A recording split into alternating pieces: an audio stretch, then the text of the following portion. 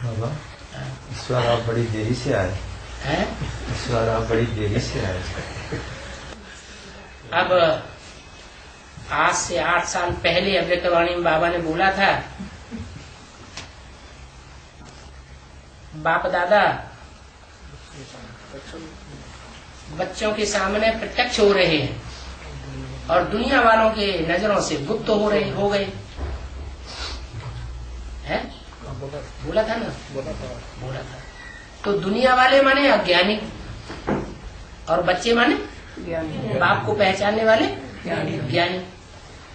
तो जो ज्ञानी बच्चे हैं जिनकी माला संसार में प्रत्यक्ष होने वाली है, जिस माला को हर धर्म के लोग सिमरन करते हैं, वो माला बननी है या नहीं बननी है? बननी है। तो जब वो माला बननी है नंबरवार 8 की भी बननी है, 108 की भी बननी है, 16,108 की भी बननी है और प्रत्यक्ष होनी है ना? और 1,00,000 जो रुद्र यज्ञ रचते हैं, शालिग्राम बनाए जाते हैं, वो माला भी प्रत्यक्ष होगी। और फिर 9,00,000 सितारों वाली माला वो भी प्रत्यक्ष होगी। तो जब मालाएं प्रत्यक्ष होने वाली हैं तो बच्चे नंबरवार प्रत्यक्ष होंगे या सारे इकट्ठे प्रत्यक्ष हो जाएंगे? बच्चों की संख्या घटती जाएगी या बढ़ती जाएगी? बढ़ती जाएगी। बच्चों की आत्मिक स्थिति में स्थित होने वाले की माला बनेगी या देवान में आने वालों की माला बनेगी? उनकी संख्या बढ़ेगी या घटेगी? घटेगी ना।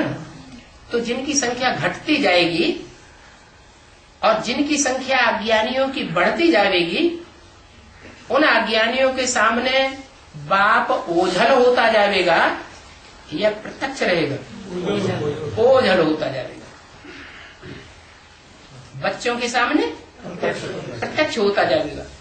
अंत में करते करते करते करते 8 ही रह जाएंगे जिनके सामने बाप प्रत्यक्ष रहेगा और बाकी नजरों के सामने बाप ओझल हो जाएंगे। तो अभी मिनी मधुबनों की संख्या बढ़ रही है या घट रही है? बढ़ रही है। तो ज्यादा चक्कर काटने पड़ेंगे या चक्कर न काटने से भी काम चल जाएगा? मिनी मधुबनों की संख्या बढ़ रही है तो चक्कर लंबा चौड़ा हो जाएगा या छोटा रहेगा? बड़ा चक्कर हो जाएगा। तो मिलना जुलना कम होगा या जास्ती होगा? कम होता जाएगा।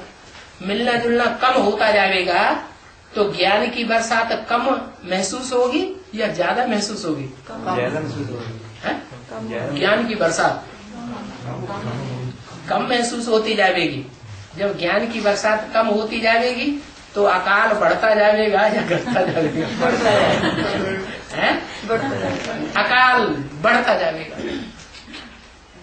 अकाल जब बढ़ेगा तो पानी की बूंद भी नहीं मिलेगी बहुतों को और अन्न का दाना भी नहीं मिलेगा। हमारा अन्न कौन सा है? याद, जिससे खुशी आती है। और हमारा ज्ञान की बूंद कौन सी है? ज्ञान। तो ज्ञान का मनन चिंतन मंथन कम होता जाएगा और याद की खुशी भी कम होती जाएगी। हाँ, जो आत्मिक स्थिति में स्थित रहने वाले अव्यक्त स्टेज को पकड़ने वाले बच्चे हैं, उनके लिए बोला है अव्यक्तवाणी में। अभी भी बोल दिया, इस साल भी बोल दिया, पिछले साल भी बोल दिया, बाप बच्चों से अलग नहीं रह सकता और बच्चे बाप से जुदाई का पर्दा डाल करके नहीं रह सकते। तो अपनी स्टेज ऐसी बनानी है क्या कि बाबा सदैव हमारे साथ महसूस हो। हमारी आत्मा को ये महसूस ही न होने दें कि बाबा हमसे जुदा है।